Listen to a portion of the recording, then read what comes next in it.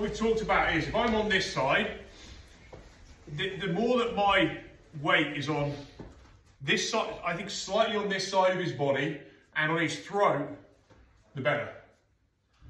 So to begin with, you will feel unstable on this, but you know, I can have arguably a lot of stability laying down on his hip for a while, and then he starts, if he pushes me, I don't have much stability, and now I'm fighting to stay on him. So it's a bit of a, you know, yeah, I can feel stable, but he's under no pressure here. He pushes, everything he does transfers into me, and yeah, this is going to be hard, right? So I want to have in mind what the optimal solution is. So the optimal solution, all things being equal, even forgetting the arms out, if I want to put weight on him, will be, first of all, I want to be like right up on, I basically want to be resting on his chin. That's the first thing. I want to be resting on his chin. So I go as high as possible this way, and then I go as high as I can across him.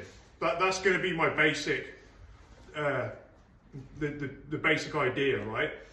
I always want to have the underhook, because otherwise it gets a bit ridiculous if I'm just sat on his head. He can now, you know, he could now push me the other way, right? And he comes out the back.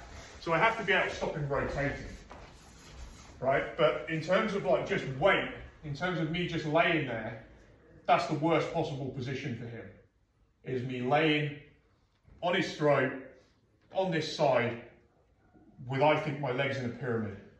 And then the next ideals would be, wouldn't it be nice if I had 2 underhooks? So we'll maybe start like this, right? So I've got 2 underhooks.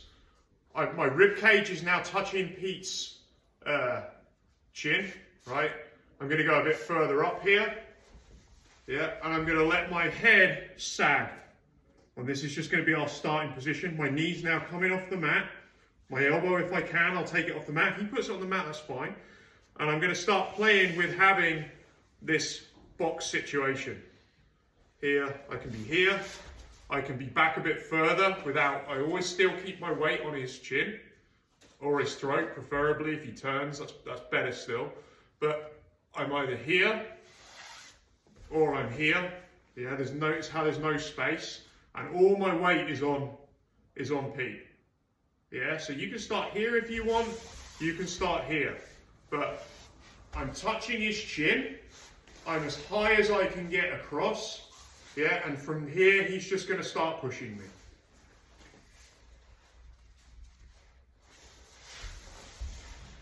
I'm just trying to sag on him as much as I can, and once I've kind of got to here, we'll just start again, because he can't push me. Yeah, he can't meaningfully push me, and that's going to be what we're going to work on. Yeah. When you do this, try and resist as much as possible the urge to tense up. And it's easy said, but you know, one of the things will be just to let your head go. Try and let everything go floppy, and just make it as difficult for him as possible to push. And if he pushes you down the hips, it's fine. It's not. And also consider when you're on the bottom how easy or hard this feels for you. Because if you don't feed it back and it feels hard, they're losing out, and also sometimes like you're not sort of reflecting as well how much work it is. Because that's really what jiu-jitsu is. It's not about, you know, scoring points in 6 minutes, how many points can we score. That's not really what it's about.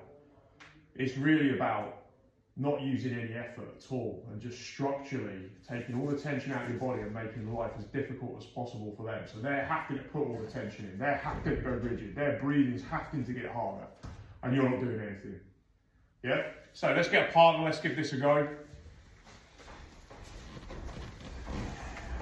Probably will be